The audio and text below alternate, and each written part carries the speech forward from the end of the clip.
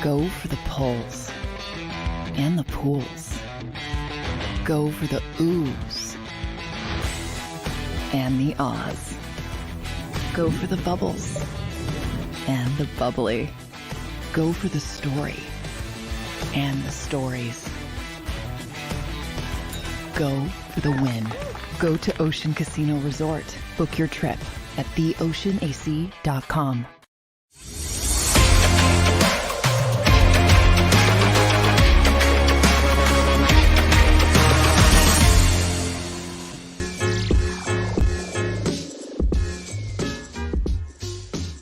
What's up, everybody, and welcome in to the Philly Sports Power Hour with Bill Colarulo.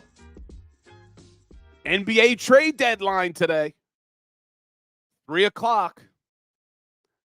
I don't think anything will probably happen until 3 o'clock, if anything happens at all, but we're going to talk a little bit about that again today. See what the Sixers do after losing another game where they get dominated last night. But we'll talk about that. Do a little bit of Eagles talk. We started to dive in a little bit yesterday into some of the contract issues. I told you my thoughts about Jason Kelce. So I want to dive more into some of the contract issues that the Eagles are going to have to figure out this offseason. And some players that we may love not coming back next year. But we'll talk about that as well. And then Thursdays, we're usually joined by my man, Mark Farzetta. Farzy can't make it today. So I got a surprise guest coming in at 10:20. Someone who's never been on the Philly Sports Power Hour before. So stay tuned. 10:20, surprise guest taking Mark Farzetta's spot today. Not going to want to miss this one. But let's get a little roll call. I see the Power Hour crew in the chat nice and early. We're streaming live on JAKIB Sports. We're also live across all my social platforms. Make sure you're following. Make sure you're subscribed. We're also on TikTok here. What's up, TikTok? Make sure you're following. But let's get a little roll call in the chat from the Power Hour crew nice and early. Jason A-Team first in the house today. Flexing and stepping, my man. We don't always see eye to eye, but I love my man flexing and stepping. Bridget Tobin, my number one fan. Twiz, Jimmy Wen, Big D, Fannie Woods, Steve Patton, James Jones, Chuck Hutton. Cool Ranch Bank Dorito in the house.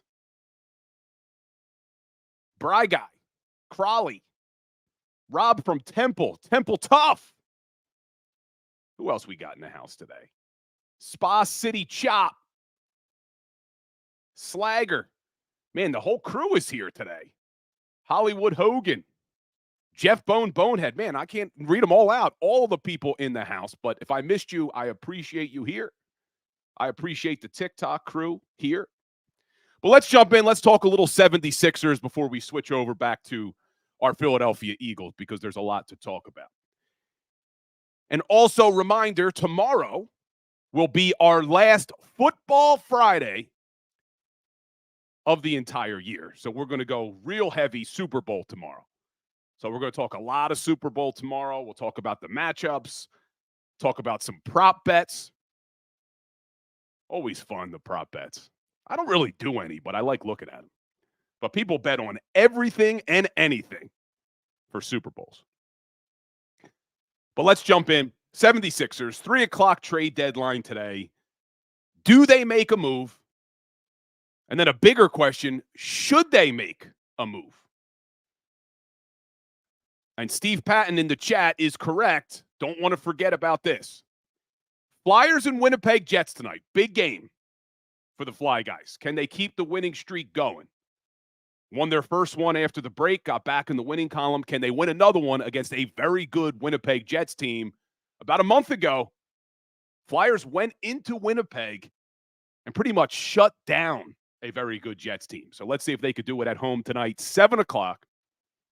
We'll talk a little Fly Guys tomorrow as well, because they may be our only hope left in this city. Because the 76ers, do they make a move? But more importantly, should they make a move? Well, if they were trying to make a case last night for why they should make a move because maybe they still have a chance of contending. They didn't do it last night. They get dominated by the Golden State Warriors. And this is not the Golden State Warriors we're used to. This isn't a very good team. They're an average team at best. Warriors crush them 127-104 at the Wells Fargo Center. That's the Sixers' third loss in a row. It's their seventh loss in the last 8 games. Now, look, giving them the benefit of the doubt, they were shorthanded again. Obviously, no Embiid, no DeAnthony Melton, no Nico Batum, no Daniel House Jr., who was held out late. A lot of people speculating maybe he's in the trade discussions. No Marcus Morris Sr., no Robert Covington. Paul Reed was back, still recovering from the flu or whatever he was dealing with. And Tyrese Maxey had the flu or whatever sickness he had. He was questionable coming in. He clearly wasn't Tyrese Maxey last night. Only 12 points. But even still, and I said this yesterday on the show, what move are the Sixers going to make that's going to put them over the top? That's going to give them a chance to beat some of these upper echelon teams in the Eastern Conference. And it's unfortunate because really there's no dominant team. The East was pretty much wide open. The Celtics, yes. Milwaukee could be. They don't have a great coach right now. The Indiana Pacers scare me. We'll find out more about Cleveland. Sixers play Cleveland in a couple weeks, I think. Knicks are hot, but they're a little bit banged up right now. But is there a move that this Sixers team can make where even if a healthy Joel comes back, that we feel comfortable saying, yeah, they have a shot to go to the NBA Finals? I don't think there is one. You hear some of the names that are being floated around. Pacers wing Buddy Hield. Well, a lot of people like that move, but from what I'm hearing and what's being reported, that's off the table now. Pistons forward, Bojan Bogdanovic, 34 years old. Decent three-point shooter. Is he going to move the needle for this team? Is he going to put us over the top to be able to beat Boston in a 7-game series? No. There's talk about them bringing in some center depth behind Paul Reed and Mo Bamba. Maybe bring back Andre Drummond. Does that move the needle? So I just don't think there's a move to be made. And I don't want to see this Sixers team make a move just to make a move. Sit tight. Shut down Embiid. I'm hearing more and more that the likelihood that Embiid comes back this season is slim. And what we know about the 76ers and their history of how they treat injuries to their star players, would it shock anybody if we don't see Embiid again this year? So maybe they make a move at the deadline to stay relevant. Maybe they bring in some center depth. Maybe they bring in a guy like Bojan and we make the playoffs and lose in the first round. To me, I don't care about making the playoffs. Now, I don't want to hear, oh, all we have to do is get in. No. I'm done with that, man. Unless we can get to an NBA Finals, I don't want to see them do anything. Shut down Embiid, hold on to any assets you have, and then Daryl Morey, earn your salary this offseason. There's not a lot of free agents, but maybe now we can be in play for a sign and trade. Or maybe we could package something up to get a star from another team to pair with Maxey and Embiid, because I really think we got, 2 or 3 years left of Embiid playing at this level? If what is even this level when the guy can't stay healthy? I'm thinking you have to shut him down. Some of the other names that are being floated are DeJounte Murray from Atlanta. But from what I'm hearing, the Pelicans are heating up. So doesn't look like maybe he's coming to Philly. Maybe he goes to the Pelicans. And then still DeMar DeRozan name getting floated. If the Sixers were going to do anything, bring in DeJounte Murray, because at least that's a guy that maybe you can have for a few more years. He's only 27 years old. Maybe that's a piece that you pair with Maxey and Embiid next season. But don't make a move just for this season because it's not going to be enough. But to end on something positive with the 76ers, Jaden Springer, only 21 years old, he's showing that he may be a pretty good perimeter defender. He shut down Steph Curry last night. So when he's got his opportunities, Springer looks like he may be able to grow into a player in this league. So that's the one positive. But for me, shut down Embiid. Let's see what we have in some of these younger players. Just unfortunate every damn year, man. Every damn year. But I wouldn't be upset if they got DeJounte Murray. If you're going to keep him around. That's the big if.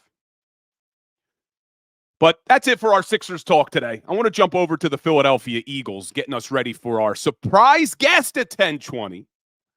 No Mark Farzetta today, so surprise guest at 10:20. But one of the things that came up yesterday, and I don't see my man Wine Niners Wine in the house today, who's always here, but one of the things that came up yesterday was about Vic Fangio and us trying to take one isolated game and saying, hey, look what the Eagles did to the Miami Dolphins and Vic Fangio's defense. And I guess we're trying to utilize that one game that Vic Fangio is a bad defensive coordinator. I mean, to me, we're going to pick out one game of the entire season and say, hey, look, because Brian Johnson's Eagles offense was able to put up 350 yards against Vic Fangio, he stinks. I don't understand that analysis.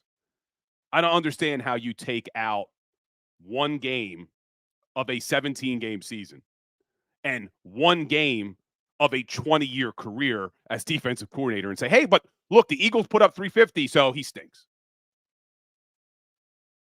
I'm not buying that. And you look at that game, not to make excuses for Fangio, but no Jalen Ramsey in that game. No Xavier Howard, their other starting corner in that game. The Dolphins committed 10 penalties. The Eagles had 0. So I'm not going to look at one game and say, hey, because of one game, Vic Fangio stinks. And if you just want to look at the final numbers from 2023, Fangio's defense, 10th in total yards, 8th in takeaways, 7th in rushing yards against, middle of the pack passing yards against, 3rd in sacks, 3rd in pressure rate. And all that was done with Ramsey missing time, Jalen Phillips missing time, Bradley Chubb missing time, Andrew Van Ginkel missing time. So I'm still just not understanding the argument. Oh, but look what Brian Johnson's offense did to him. He stinks. It's one freaking game. Not buying it. And everything that we've heard from former players, not the guys in Miami who were happy to see Fangio go, but from other players who have been Pro Bowlers in this league, Dante Whitner, Justin Simmons, talk about how great of a teacher Fangio is, how good of a disciplinarian he is.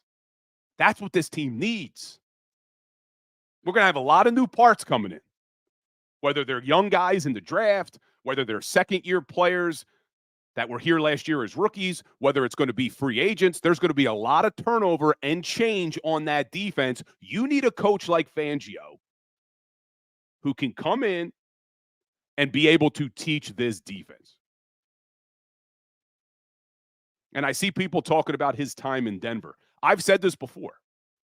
Being a head coach and being a coordinator are completely different skill sets. Completely different. It's why every single season when the coaching carousel goes and these NFL teams go out and they hire the best offensive coordinator from the year before or the best defensive coordinator from the year before, it doesn't always work out. You just saw it with the Chargers and Brandon Staley. Do we think he was a good head coach? He was a terrible head coach. Good defensive coordinator. Ben McAdoo was a good offensive coordinator, terrible head coach. That's why Dan Quinn in Washington doesn't scare me. Great defensive coordinator, doesn't scare me as a head coach. So they're different skill sets. I don't think you could look at Vic Fangio's time in Denver as the head coach and say, well, he can't be a coordinator. Not buying it.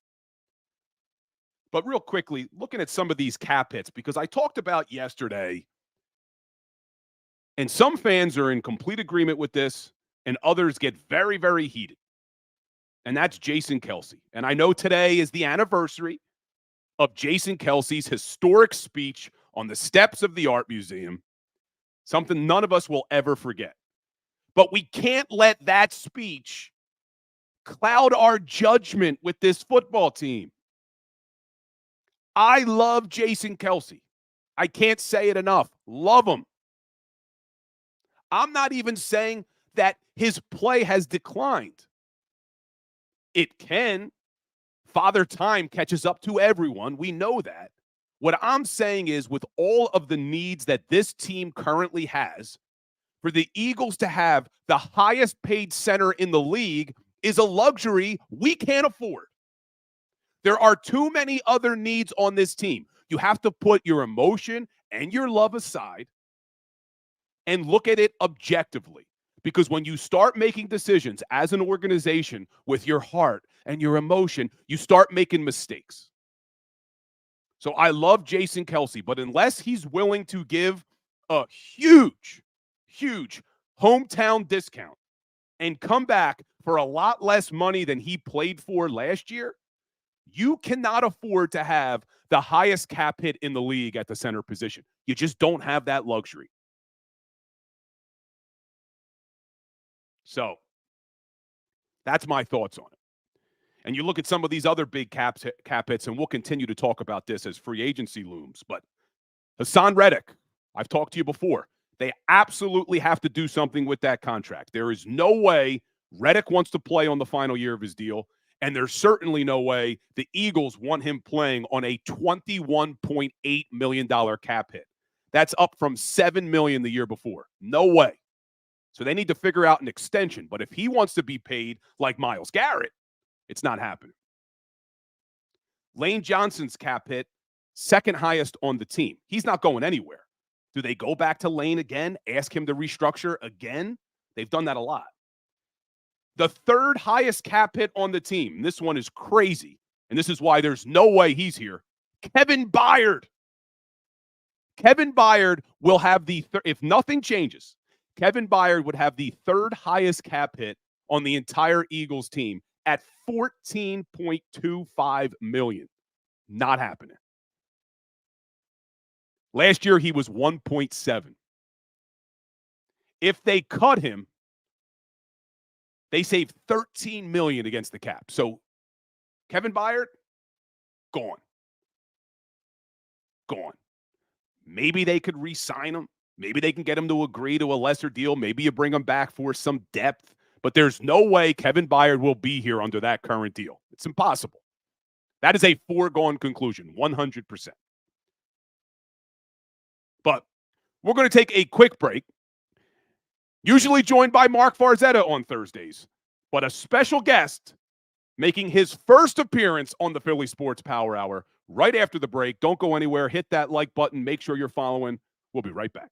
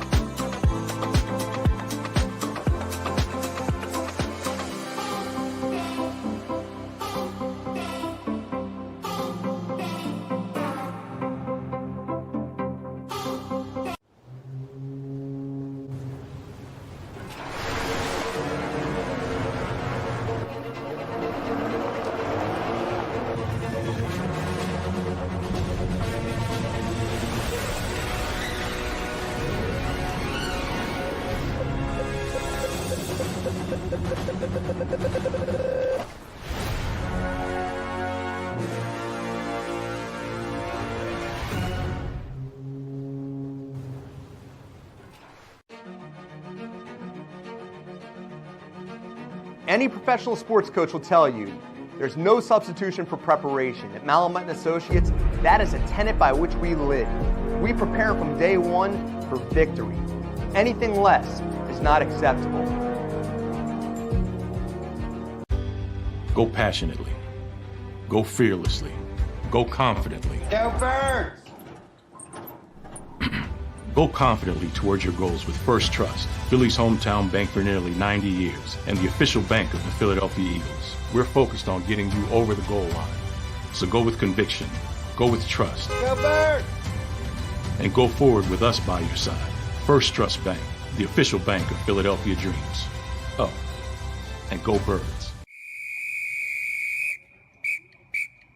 Get ready for the big game with Underdog Fantasy and sign up right now with your verified account. Use the word WIN when you register. Underdog Fantasy is giving away $1 million in giveaways and Underdog credit on Super Bowl Sunday.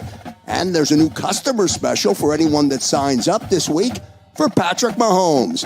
Get ready for Super Sunday and set up your account right now with Underdog Fantasy and use the word WIN.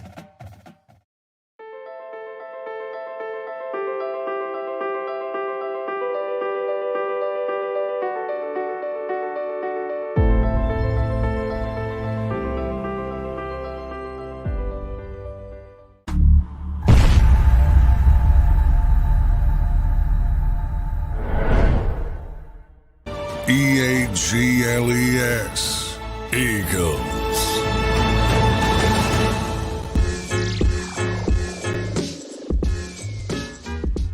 What's up, everybody? Welcome back into the Philly Sports Power Hour with Bill Colarulo.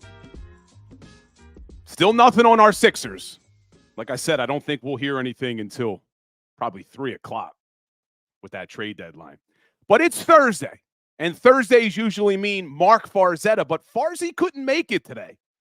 So we had to bring on a surprise guest, somebody who's never been on the Power Hour before. So let's welcome to the show the one and only Big Sills in the house. What's going on, Sil? Well, I was asked to do the show yesterday, and I said, well, I really don't know Bill, but I'm looking forward to furthering our relationship.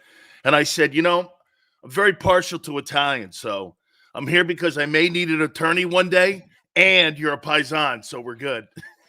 He's right, and we are paisans, but I don't think we agree on a lot of things with this Eagles team this offseason so far, so we're going to have to get into it, but I do appreciate you coming on. Thank you so much, dude. I appreciate it.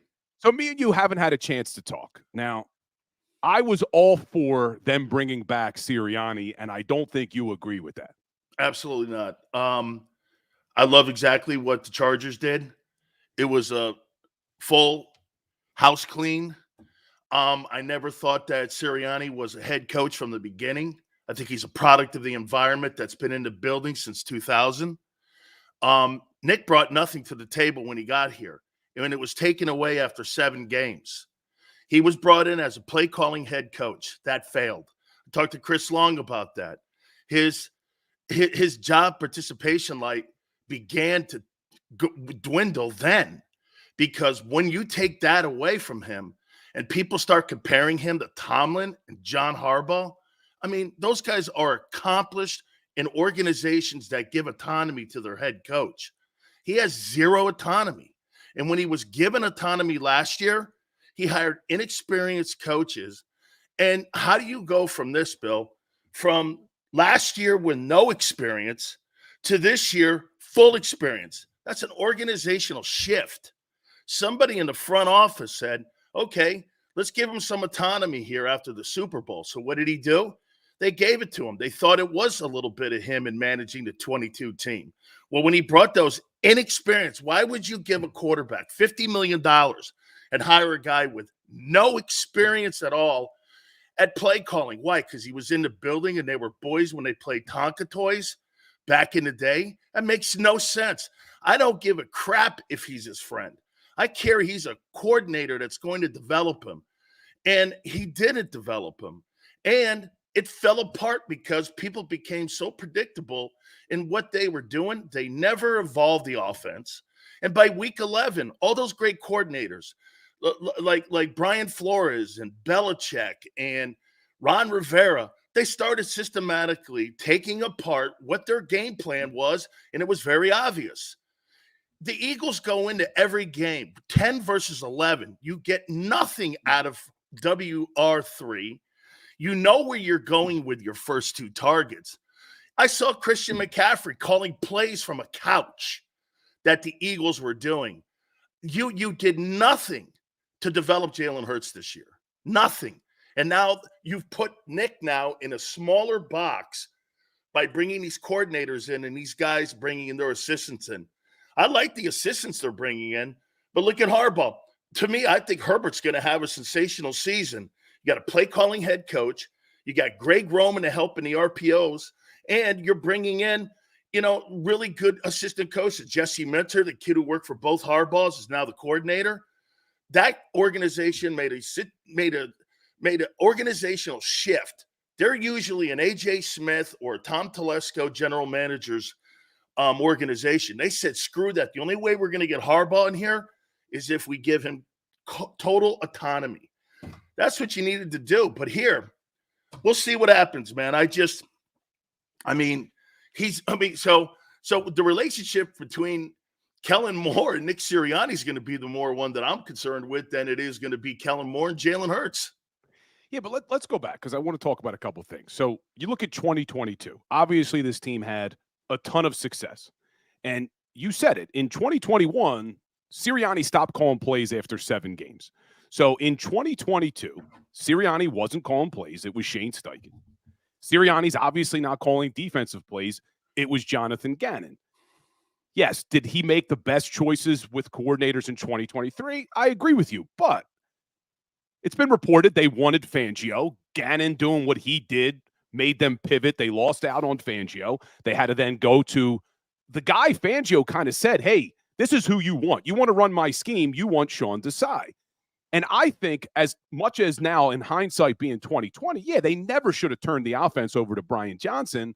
That was the logical choice. I don't remember anybody when Shane Steichen got the Indianapolis Colts job. I don't remember anybody saying, oh, well, they can't go to Brian Johnson. That was pretty much the logical choice, is that Brian Johnson, who had been here for a couple years, steps up from the quarterback's coach into the coordinator role. Turned out not to work. But what I don't understand, though, is this setup with a good offensive coordinator, they did it with Steichen, a good defensive coordinator, they did it with Gannon, worked. So why do we think it won't work this season with guys like Fangio and Kellen Moore with Sirianni as a CEO head coach? Who's in charge? Like when Kellen Moore calls a play in the box and he wants to run a seam pattern, does Nick overrule that? I guess, how did they do it when they had Steichen? I mean, it was Steichen pretty much calling all of those plays. Yeah, because Nick is 13-12 when he's in charge of the offense. 2-5 in last year. And he kept saying all last year that this is my offense, this is my offense, this is my offense. Brian Johnson calls my plays. Brian Johnson calls my plays. He is 13-12 when he has had the autonomy of the offense. And so my question again is going to be, how is that dynamic going to work when he's drawing up game plan? From that press conference release thing that the Eagles like to do, there was this like beatitude that was written. Oh, I'm so excited about looking forward to the working of Kellen Moore, and me and him are going to be boys. And all right, I want to see when it gets to be hey, you know what, Bill, you're right. Things go well when things are winning. But you find out who the rats are. Like John Madden says, when the boat takes on some water, you find out all the rats that come to the top and the ones jump off the boat. I'm going to wait and see, because how about this, Bill? Are we not going to see this? If they get out to a rocky start, they'll be screaming for that guy's head, and it'll be a distraction in the first 3 weeks. Now, I'm hoping, because the way the schedule looks, we don't know how it's going to fall yet, that I'm hoping that they get kind of like a little bit of a pass like they did this past season, where they weren't the greatest teams at the beginning. But, dude, if that thing gets out to a rocky start, the first thing you're going to hear in Philly This guy's got to go. Yeah. That's going to be an automatic distraction. I agree with you on that one. They cannot afford a slow start. They got to go to Brazil and win that damn game, or all the chatter is going to start right away. But let me ask you this, because some of the power. And I like your take. I think it is Atlanta, Bill. I'm hoping it's Atlanta. Me too. I'm hoping. If we have to play Green Bay, I want that game at the Link, because the Packers are not going to be a pushover. We saw that in the playoffs. That's right. But let me ask you this, because people here in the chat have been accusing me of being too much of a defender of Nick Sirianni. But what we were asking him to do this season had never been done before in NFL history, Sills. No team had ever gone to a Super Bowl, lost both their offensive coordinator and their defensive coordinator, and got past the divisional round. It had only happened 2 other times. And you're talking about the 1995 San Francisco 49ers with George Seifert and Hall of Fame quarterback Steve Young. They couldn't get past the divisional round. And then you have the 2005 Patriots with Bill Belichick and Tom Brady, and they couldn't get past the divisional round. So is it fair for us, when he couldn't do something that no other coach in history has ever been able to do, to say, yeah, you know what, he's a clown, fire him? Why hire nobodies? Why hire guy? You're this close, Bill. You're 3 points from the Super Bowl. And then you turn around the next year and you hire nobodies? Guys with no experience at all, except Desai a little bit in Chicago. And just because, hey, Bill, I can pretend to be a lawyer too, dude. You know, I mean, hey, I may know how to read, like, you know, law, and I know it may know. That doesn't make me a lawyer if I go into the courtroom and I start litigating something and I start going, hey, you know what? I slept at a Holiday Inn Express and I'm a lawyer now. You know what I'm saying? I mean, Sean Desai, just to say that, well, you know, I had a half a year here, and hey, I'm boys with Jalen over here, and we're good. You know, it was common sense. But I agree with what you're saying, but then how do we not feel good right now, though, with the fact that they did learn from those mistakes, and now they went from 1 year of combined coordinator experience to 25 years of coordinator experience? Doesn't that frighten you, that you have that big of a shift in thinking? That you go from one extreme to the next extreme. What's the next extreme? I mean, there's no – look, I'll tell you something Tony Dungy told me years ago. Never get too high, never get too low as a head coach. You want to make sure the players in the locker room, they have an authority figure in the locker room and the head coach. He makes complete autonomy decisions. You don't want those swings like that, Bill, because you put your team on a roller coaster ride when you do that emotionally in the locker room. You're trying to have stability in that locker room. The Eagles have been far from stability these last 2 years with these hires. Yeah, but you say have stability. You're calling for them to completely clean house and fire Nick Sirianni. How's that stability, man? Well, you half did it. You cleaned the entire staff out. You cleaned the entire staff out. And get this. Did we not hear this? Sean Desai's my guy. Brian Johnson's my guy. Hey, it's not their fault. Hey, it's not their fault. This is my call. How did the 2 assistants get fired and he survived? He's told us all year long at press conferences. This was his decision, and yet the assistants fell on the sword. You know why? Because the people upstairs are pulling the strings. Well, let me ask you, because I see you don't believe that? Oh, I do think that they call the string. They call all the stuff. I mean, I think Jeffrey Lurie has his hand in it a lot more. By the way, folks, this is how Italians talk. You may not understand this here. This is mild compared to Sunday at my grandmother's. People, when I would bring like friends or like a girlfriend growing up to Sunday dinner, we'd have to warn them, like, look, we all love each other. Hey, you know what? We used to tell people this. It doesn't matter if you have the facts. Whoever hollers the loudest wins the argument. So don't worry about nobody in my family, nobody listens to the other person. They're just waiting to speak louder at their opportunity. What'd you say? I don't care. Yeah, it's a lot of fun, trust us. But I'll say this. We're talking about Sirianni and what they could have done. Jeffrey Lurie, and I'm not saying I agree with everything they do. You're right. They make a lot of decisions from up top. But we also can't deny the success the organization has had over the last 18 years under Lurie. I mean, they're one of the most successful organizations in the NFL, aren't they? So you must like silver medals then. That's a good point. I can't argue with that, man. I can't argue with that. No, they, you know what? Personally, I think they get in their way at the finish line. I think you know why you won that Super Bowl in 17? Do you think that Philly play was an analytics play, or do you think that came from right here? Oh, no doubt from the heart. Yep. Okay, well, analytics cost you that Super Bowl and how you looked at shit. That, to me, is what happens when you have control of your coaching staff, is when you have that. And by the way, Bill, this is not an Eagle situation. This, I think, is becoming spread out more in the NFL, and that's why you didn't see Vrabel and Carroll and Belichick hired, and you see these younger guys, because most of these guys now are coming from the analytics department or have worked in some capacity in those analytics department, and they know how to work with front offices. I had Frank Reich on my show when he was the head coach of the Colts, and he goes, I told Shane, and I told all these guys that we're going to go to work in Philly. I'm going to tell you flat out, and by the way, on our show, Xander was producing, actually. Frank said it to Jeffrey Lurie that he recommended Sirianni. And he told Nick, hey, you want that job? You have to work with the front office, personnel department, because that's the one thing that got in Doug's way. Doug, after the Super Bowl, thought he had autonomy.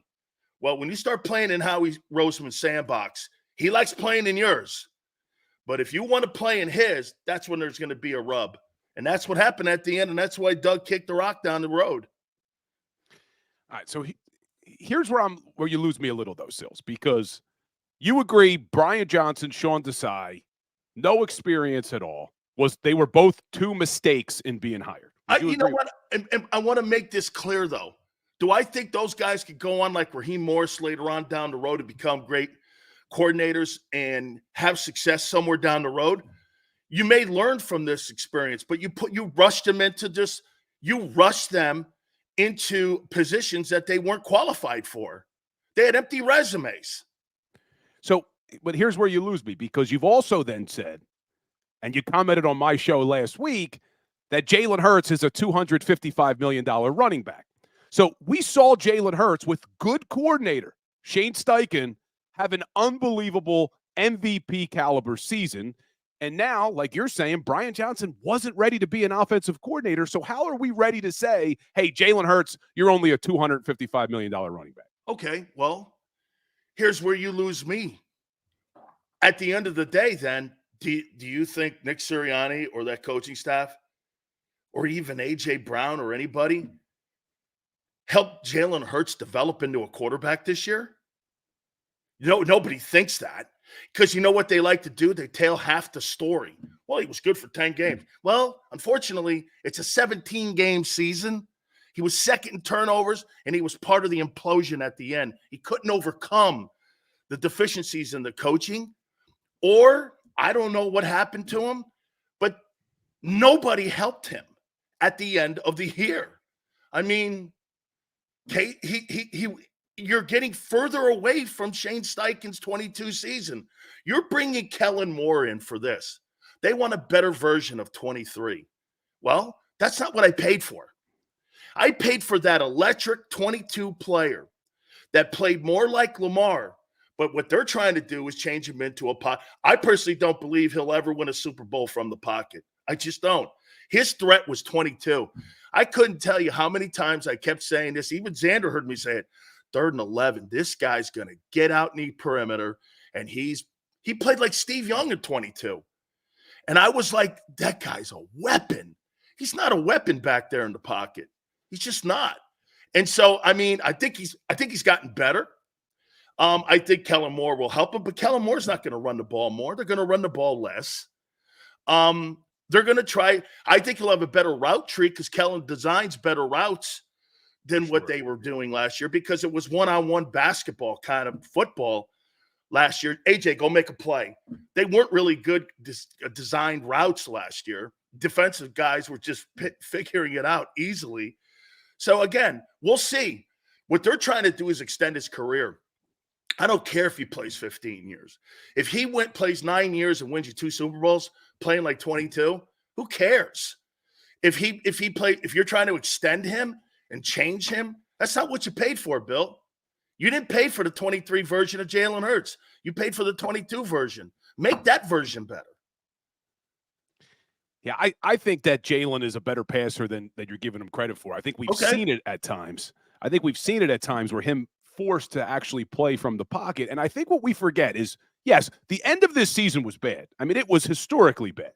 But the first 11 games of the season, the first 12 weeks of the NFL season, Jalen Hurts was still your odds-on favorite to be the MVP. I think a lot of us forget that. Yeah, well, again, there's 17 games in a season. No, and I think a lot of what you saw was Brian Johnson, and you mentioned it, the route. Oh, so you're blaming the coordinator.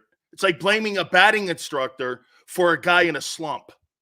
A little bit different, though. I mean, look, if you're the guy calling the plays and you're the guy designing the route concept, I mean, one of the things that I couldn't believe was you have an offense that includes A.J. Brown, Devontae Smith, Dallas Goedert, and DeAndre Swift, and you're close to the bottom of the league in yards after catch. That should be impossible with players like that. But how many routes did we see where you have Dallas Goedert running towards the sidelines? How many bubble screens did they call?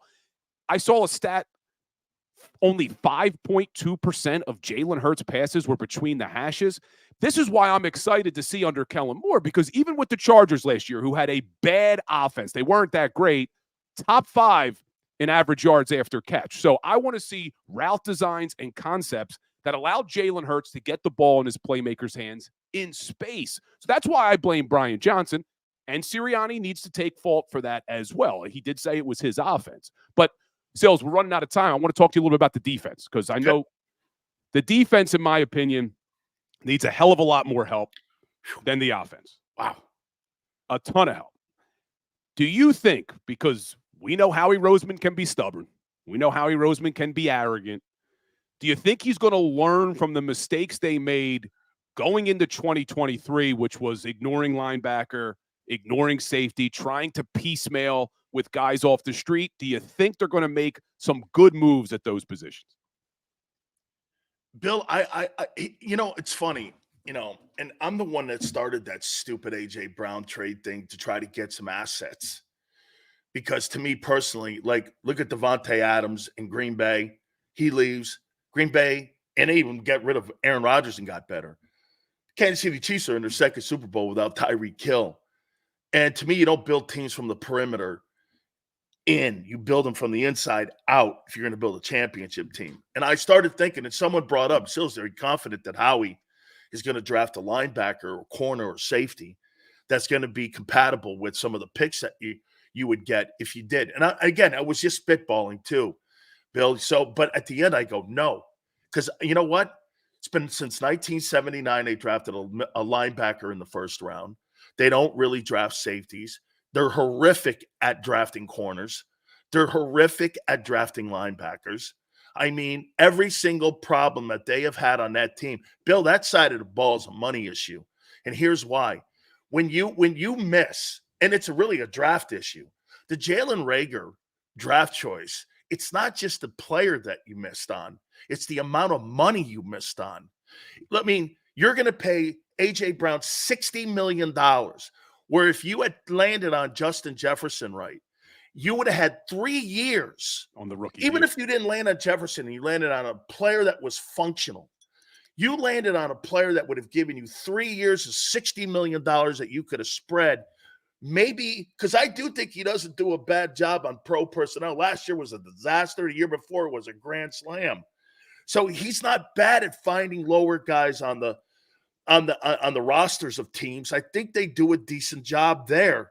But their money, they losing the equity. Like Jordan Davis. Jordan Davis is not getting a second contract with me right now. He's played 8 games that are decent in 2 years. I mean, dude, you're not the 13th pick. He's running out of runway. And I mean runway, the latitude of the rookie contract. These DTs are $20 million. So do I trust him to get draft picks to retool that team, The reason that you don't have sustainable success, and I mean that you're constantly retooling that defense, all your money's on one side of the ball. You didn't get any production out of your corners where you have the majority of your money.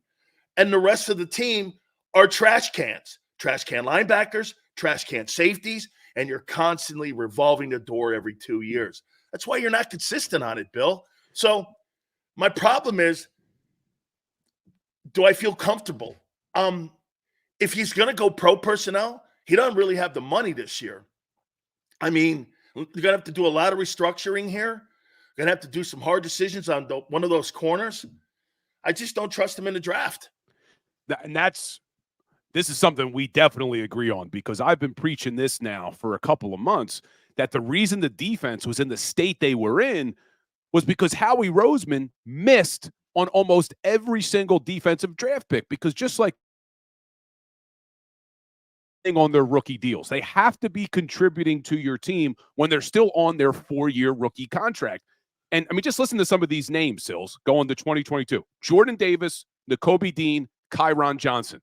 Kyron Johnson's on the Steelers. Dean's on IR. Davis gave you nothing. You go to 2021. He does a good job with D tackles. I like Milton Williams. Me too. But then you got Zach McPherson, Teron Jackson, Jacoby Stevens out of the league. That was your linebacker choice. Patrick Johnson pretty much just played special teams. You go to 2020, Davion Taylor out of the league. That was a linebacker choice. Kevon Wallace, he's your safety. He's on the Titans. Sean Bradley, special teamer on IR. Casey Toohill, defensive end on the Commanders. This is why the defense is in the state they are in. Completely. And you're right. They have to make some tough decisions this year. And this is what I want to ask you about, because I got some heat from my Power Hour crew yesterday for suggesting this. I don't think you bring Jason Kelce back this year. I think you have so many needs that we don't have the luxury to have the highest paid center in the league. You just don't. I love Kelce. He's a legend. But you have so many other needs. We don't have the luxury of saying, oh, yeah, we also want the highest paid center in the league. You agree with that? No. Wrong guy. Oh, no, your premise. I like you going with the money because you're right. I'm not bringing Fletcher Cox back at $10 million. Okay, Fletcher Cox is either am I. I'm not bringing any of those three vets. Maybe BG, because he gives you a real hometown discount. I have no interest in BG. Gives you nothing. I need the roster spot. Yeah, BG is not a player I have any interest in bringing back. Zero. I need and it's not the money. Hey, watch this. BG, thank you very much for everything you did. And, you know, I heard you talking the other day about emotion. Take the emotion out. The NFL guys don't think with emotion. They'll cut your ass in a second. Hey, BG, thank you very much for your service. You'll always be an Eagle. We love you, but I need the roster spot. You're out. And to me, I look at Kelce. Kelce is the top center in the league. You're going to bring a new coordinator in. So what you want to do is you want to think that you're going to go from Jason Kelce, the top center in the NFL, to Cam Jurgens, I'm assuming, or maybe experiment with Landon Dickerson, because he was brought in here for, initially to be the replacement. Jurgens, I like Landon where he is. Okay. And Landon's going to make $20 million as a guard. But my point is that, hey, say Father Time hits him and he drops down 25%. 75% of Jason Kelce is better than 95% of any center in the NFL. He is, without a doubt, one of the greatest players I've ever seen. And at $10 million, that's a steal. And with a new coordinator and who is going to be doing new blitz pickup concepts, you're going to need the most experienced guy at that position with a new play calling offensive coordinator. What I don't want to do, Bill, is bring in a guy and have a guy have on-the-job workout and try to figure it out by moving over to center and playing 17 games when I got the best in the business with a new offensive concept. And one of the most things that they struggled with last year was their backs not being able to pick up the blitzes and blitz pickup. You would put the offense, in my opinion, by getting rid of Kelce, at a deficiency by not having experience at that position. You make a good point on the field. I'm looking at the numbers and I'm saying, hey, you're right. Cam Jurgens, $1.8 million. Tyler Steen, $1.8 million. You're not wrong, Bill, because when you start in the NFL, it's not like college ball. Hey, get that kid in there, get that guy out. Nobody cares. But when you're in the pros, you're right. You got to be. If you pay him, Bill, you play him. It's just what it is. No matter how. That's why when people, I keep hearing you guys in the postgame show, I would bench this guy. Man, you ain't benching anybody. Seth knows that too. You pay him, you play him. Yeah. Now, Seth, actually, talking about BG, Seth keeps mentioning to me that he would like to see BG back, but at D tackle, which I thought would be interesting. I don't know. I mean, if they run a 3-4 style of defense, maybe on that 3 technique, you could move BG to a tackle position. I don't know. Well, here, because Seth's coming from the angle of the majority of the defense today, Bill, are 75% of the time you're a nickel. So because a lot of teams throw the rock now. Yep. So, I kind of get it. And first I heard it. I was like, come on, dog. This guy's 255. You're going to put him inside. He's going to get killed in there. I mean, by the war of attrition, not because of his ability. Yeah. Okay, 255 going against 355. I mean, come on, you go 17 weeks with that, something's going to break. So, but your majority of the time in third down, you got to remember something about Fangio's style. It's contain and control. You're not going to see anything different, Bill, than what you saw last year. You're just going to see better guys. I talked to Clint Hurd. He's a dear friend of mine, went to the University of Miami.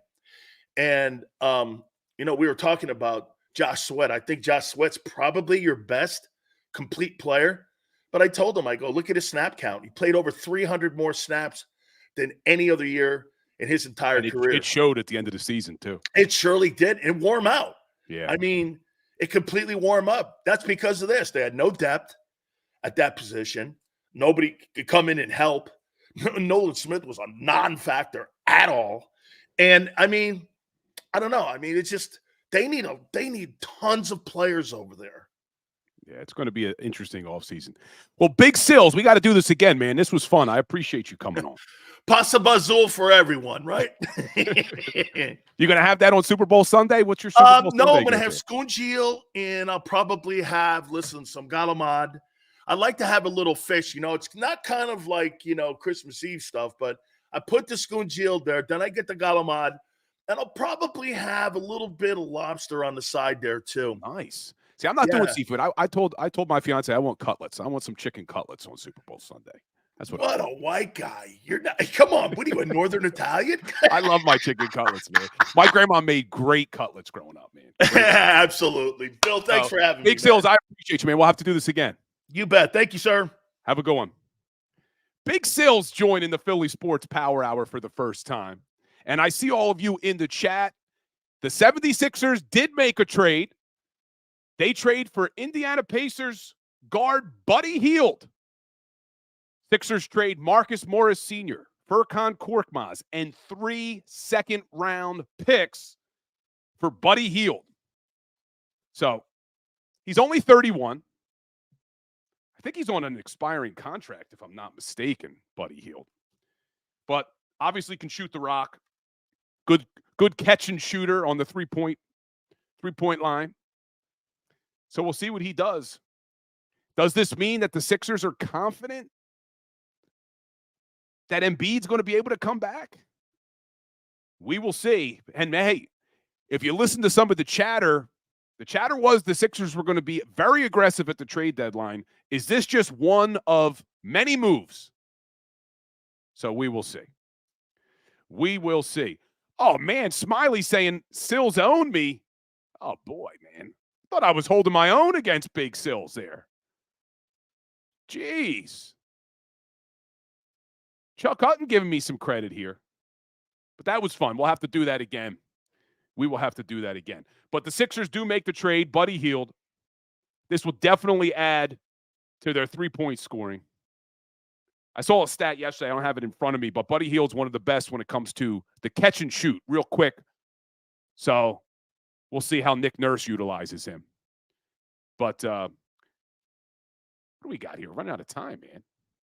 10:54. So this was an interesting one. You know I always end my Philly Sports Power Hours with a Today in Sports History.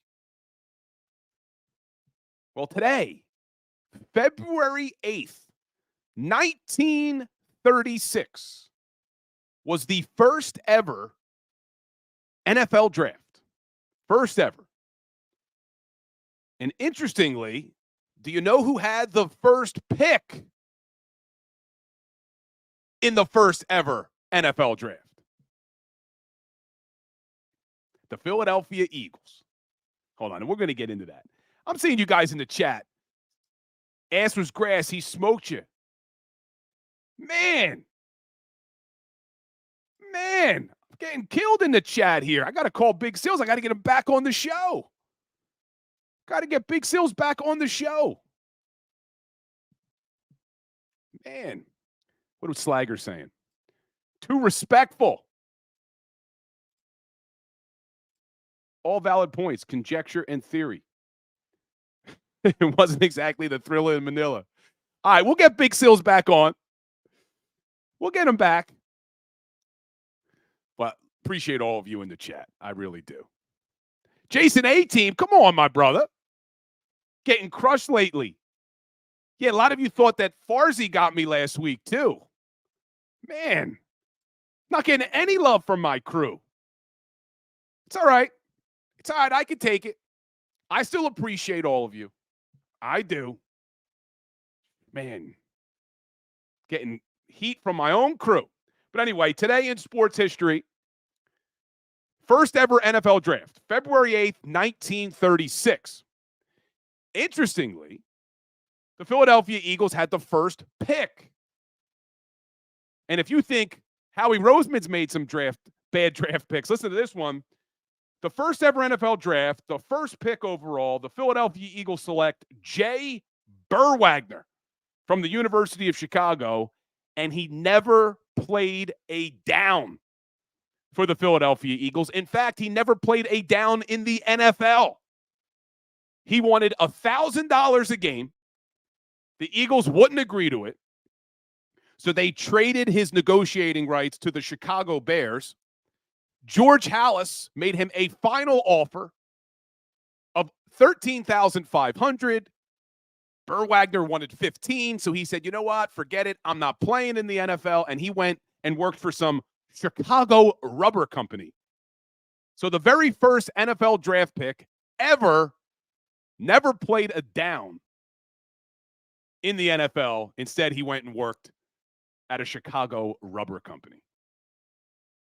Crazy, man. Crazy today in sports history. But tomorrow on the Power Hour, we'll do our Super Bowl edition. We'll continue to break down some Sixers because I have a feeling there's going to be some other trade news coming out. We'll dive into this Buddy Hield trade a little bit more. We'll take a look at the Flyers. They play tonight against the Jets. And then we'll turn our focus to Super Bowl Sunday. Chiefs and 49ers. So I'll talk more about that tomorrow. But go ahead, hit that like button for me. Hit that share button. Make sure you are subscribed. Make sure you're following me everywhere. And I appreciate all of you, even though you're coming after me in the chat, some of my crew. I appreciate all of you. So I'm Bill Colarulo. This was the Philly Sports Power Hour. And as always, go Birds. Go for the polls and the pools. Go for the oohs and the ahs. Go for the bubbles and the bubbly. Go for the story and the stories. Go for the win. Go to Ocean Casino Resort. Book your trip at theoceanac.com.